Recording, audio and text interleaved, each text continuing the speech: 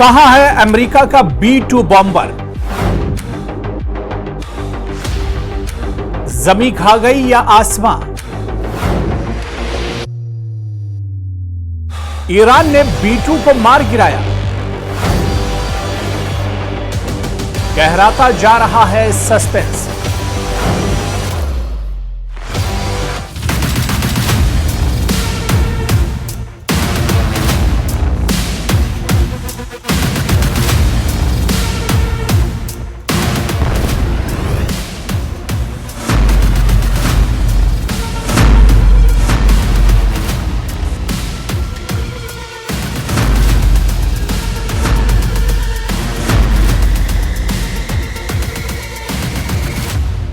जी हां, आज हम अमेरिका के B-2 बम्बर की बात करेंगे जो ईरान पर हमला करने के बाद अभी तक वापस नहीं लौटा है।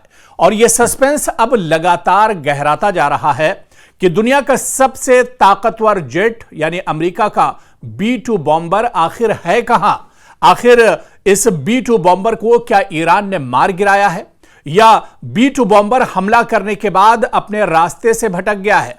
आज इसी को हम समझने की कोशिश करेंगे, क्योंकि जिस वक्त ईरान और इजराइल की जंग चल रही थी उस वक्त अमेरिका ने ईरान के एटमी जो ठिकाने थे उन्हें नेस्तो नाबूद करने के लिए अपने सबसे ताकतवर B-2 बॉम्बर को भेजा था। और ये कई B-2 बॉम्बर अमेरिका की तरफ से भेजे गए थे और एक लंबा सफर तय करके, कहा जा रहा है कि 37 घंटों का सफर तय करके ये B-2 बॉम्बर ईरान पहुंचे थे और ईरान के जो एटमी ठिकाने थे उन ठिकानों को इन्होंने निशाना बनाया था।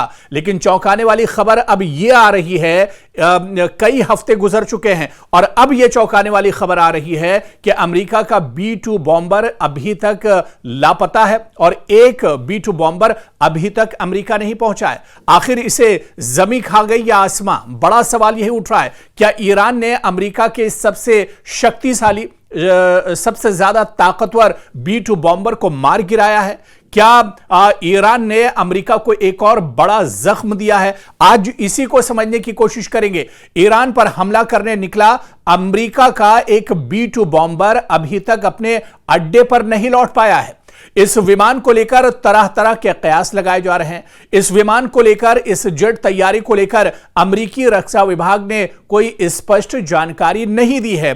और जबकि 23 जून को पेंटागन ने कहा था कि अमेरिकी B-2 stealth bombers operation midnight hammer के तहत ईरान के परमाणु साइट पर हमला करने के बाद अमेरिकी धरती पर वापस आ गए हैं। यह दावा बाकायदा अमेरिका की तरफ से किया गया था।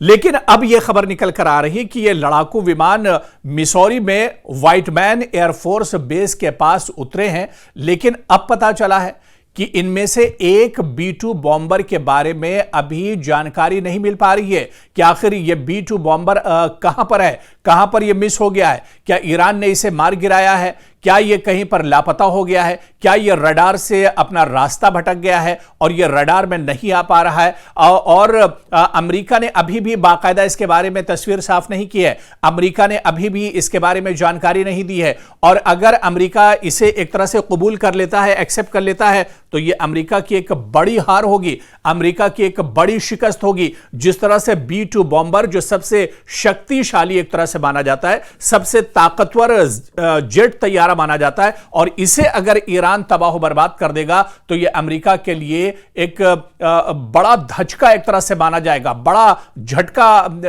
अमेरिका के लिए माना जाएगा। आपको बता दें कि 21 जून को मिसौरी के व्हाइटमैन एयरफोर्स बेस से B-2 स्प्रिट बॉम्बर्स के 2 ग्रुप ने उड़ान भरी थी। पहले ग्रुप में कई B-2 विमान जो हैं ये जेट प्रशांत महासागर के ऊपर से पश्चिम की ओर उड़े थे और ये विमान कहा जा रहा है कि गुआम में मौजूद रणनीतिक एयरबेस की ओर बढ़े थे। जबकि 7 B-2 विमानों का एक और जो ग्रुप था, एक और जो समूह था, वो ईरानी परमाणु जो ठिकाने थे वहां पर बमबारी करने के लिए पूर्व की ओर इन्होंने उड़ान भरी थी। 7 B-2 विमानों के दूसरा जो ग्रुप था, जो समूह था, इसमें ईरानी परमाणु जो टारगेट्स थे, जो ठिकाने थे, यानी फर्दो और नतांज पर इन्होंने कामयाबी के साथ बमबारी की थी।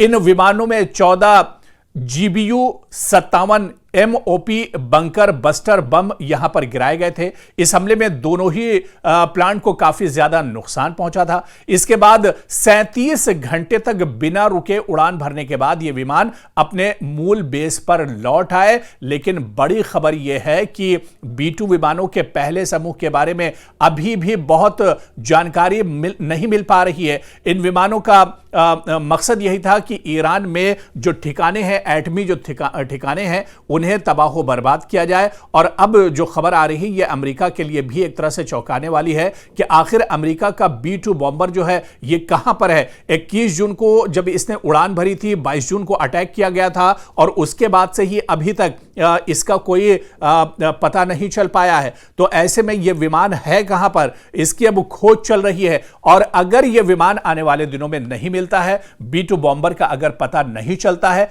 तो यह एक बड़ा झटका अमेरिका के लिए होगा। डोनाल्ड ट्रंप के लिए यह एक बड़ा झटका एक तरह से होगा। जिस तरह से इस विमान के मारे जाने की भी खबरें मिल रही हैं, लेकिन अभी अमेरिका ऑफिशियली इसकी तस्दीक नहीं कर रहा है। तो आने वाले दिनों में क्या B-2 बॉम्बर के बारे में अमेरिका का कोई बयान आता है, यह देखना भी अहम होगा।